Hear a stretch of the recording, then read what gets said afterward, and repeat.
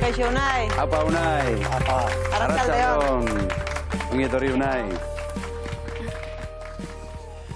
Unai, zer moduz? Kaixo.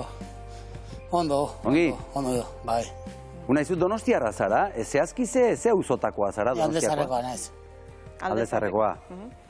Eta zenbat denbora daramazu etxegabe egoeran? Daramazkit rekurtso ezberdinetan, 7 urte bat. Batzutan urte beteko estantziatan eta hola, baina beti bota diate rekurtso guztiatik. Ez deten kasatu hor rekurso ezberdinetan, eta oain nagonean, errondotxen, aurkitu nire lekua, eta oso pozik nago, eta atentzioakin, eta profesionalekin, eta behaiekin. Orain aterpetxe batean egiten duzulo, ezagutzen dituzu, Itziar eta Alba oso gertukoa dituzu, baina zuk badakizu zer den kalean lo egitea, ez da, Unai?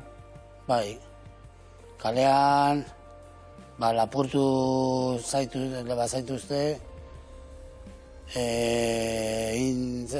denetarik jo, ni pasatu ditut momentu txarrak, infernua, eta inorri ez espero horrelako traturik izatea. Unai, eta zuk diozu txarrena bakardadea izan dela. Bai, Carmena oso gaizki eramaten da. Jendeak ez zaitu laguntzen, ez zaitu pertsona normal bat bezala begiratzen. Begira goiti bera izaten dira eta hori bihotzean jotzen du, ez. Unai, inork ez du pentsatzen egoera hortara iritsi daitekeenik, zu zerk eraman zintuen etxegabe geratzera? Ni bereziki ze gustatzen eta zitzeitea baino hitzein gut. Aita alkoholikoa daukat, eta etxera irizian ama maltratatzen zuen da niri bai. Eta, ama hil zenean, lehendabiziko gauza egin zuena isun bat jarri, eta horren da alejamento bat jarri ziaten. Eta hortik ez dut buru galtza. Hortatik. Gaur egun, Unai, baduzu harremanik familiarekin? Ez.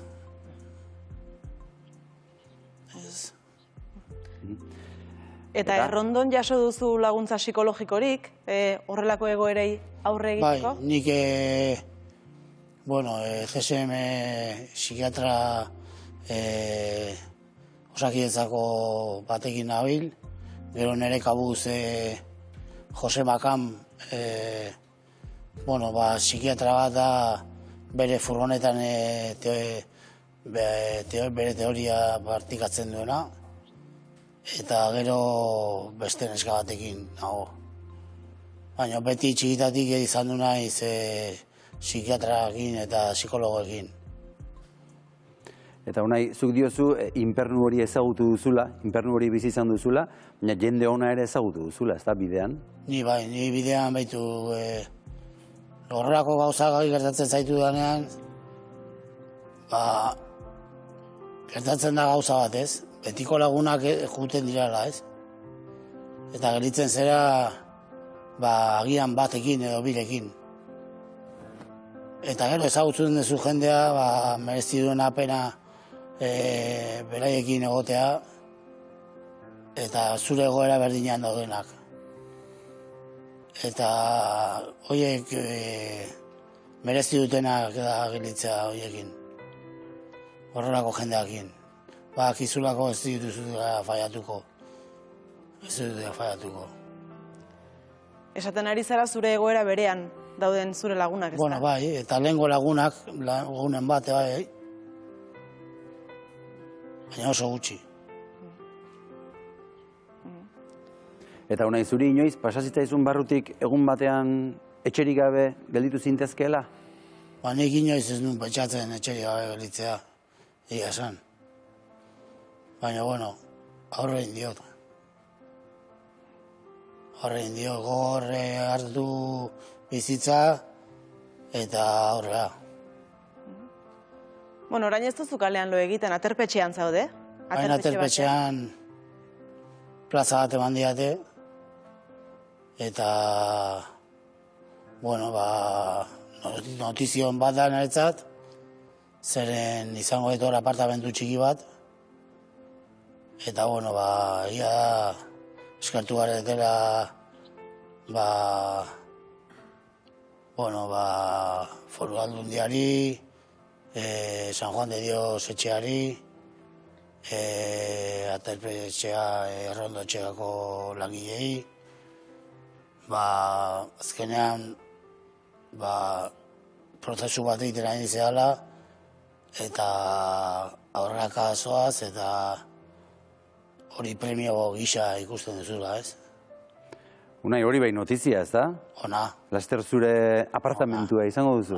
Ona. Bai, egitan. Bai.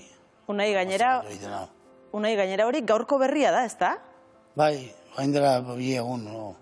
Orain dela bi egun. Bai.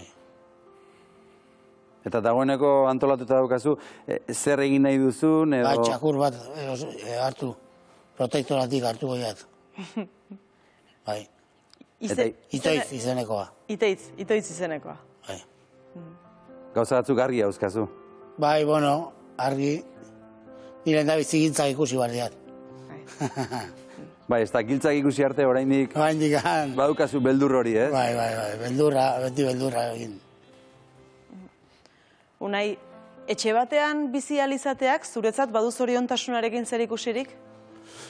Egia esan, estabilidade bat emate dizu, eta bai, zoriontasuna guztiz. Guztiz.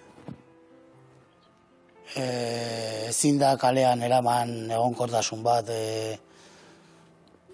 eguneko gauzak eramateko ez da lekua. Inorentzat. Inorez du merezi hori. Unai, eta zuk kalean mespretxuzko begiradak askotan jasan dituzu? Ni bai. Zakua ikusita ja, goiti bera ja, kalifikatzen zaituzte eta azkenean jaratzen duzu min hori, ez? Zaku bat eramatelako, ez naiz, gehiago, gutxiago, eta hori mina ematen du.